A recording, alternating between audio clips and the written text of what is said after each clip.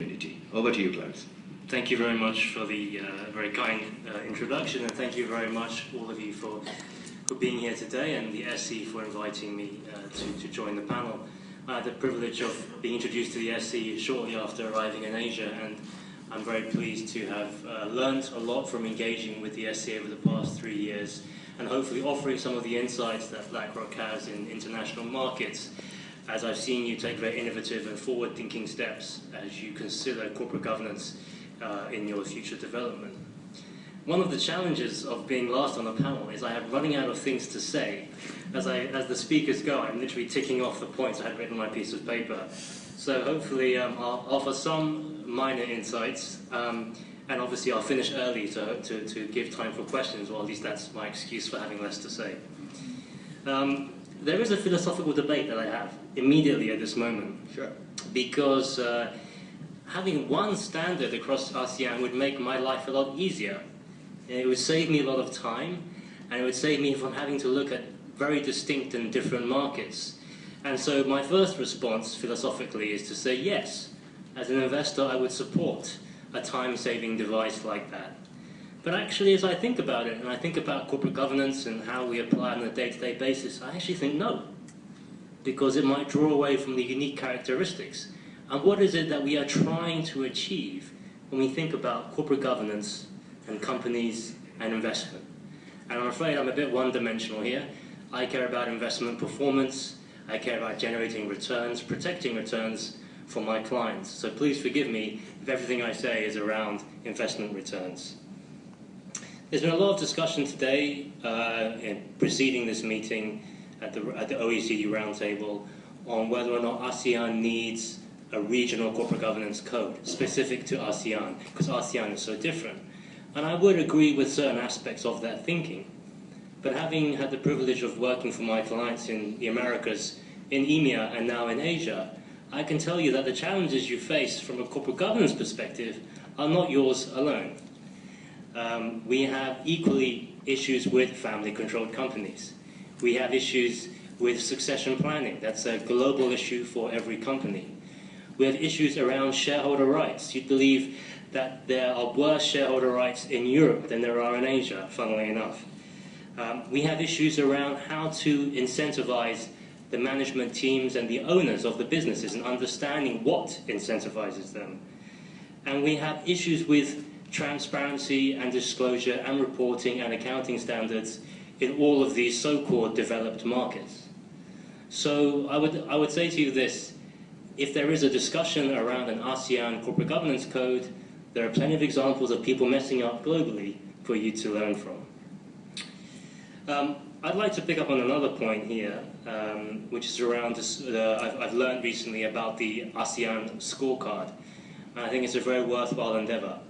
But what I'd like to share with you today is the BlackRock scorecard, the internal BlackRock corporate governance scorecard, which we've been running. And it's a bit of a different beast, and its purpose is slightly different in the sense that, once again, we are focusing on returns. And so everything I say is in that context. And so although it may be looking at similar data points and similar concepts, the end result and how we use it is very different. So I would imagine that we are looking at similar corporate governance concepts, but we are also looking at how the business manages the relevant environmental risks and social risks that it faces. And that is a big issue, I think, that is relevant not in itself, by itself, but as a relevant part of how everybody should think about investing in businesses.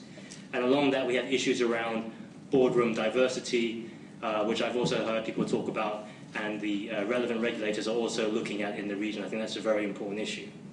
But why do I mention the BlackRock scorecard? I mention it because when we think about corporate governance and we think about scorecards and research, we have to be honest with the limitations of corporate governance and corporate governance analysis. And I fear the danger from some of the academic papers I've read and some of the people I've spoken to globally is corporate governance starts to be looked at in a vacuum, when what we are really thinking about is the holistic nature of the markets within which we operate. And I apologize now quickly to those people who were in the previous session, because I'm going to start repeating myself.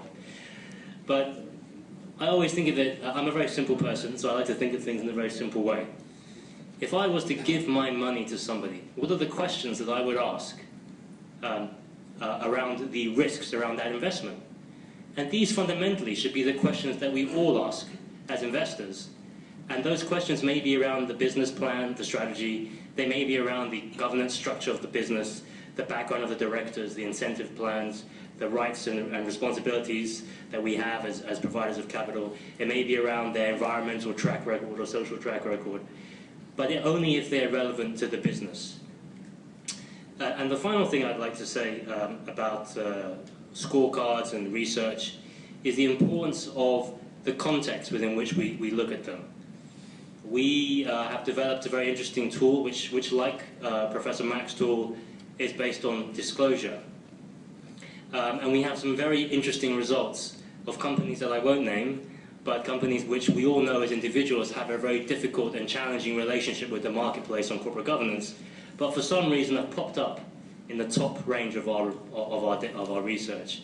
And that's because we're relying upon disclosure. And it's important for us to look at this for what it is, a tool.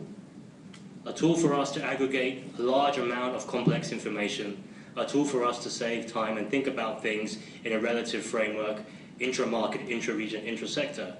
But what it does require from us, as Professor Mack was saying, is for us to do something with that information, is to think about that information and the context within which it's been presented to us, and how relevant and material it is to that company.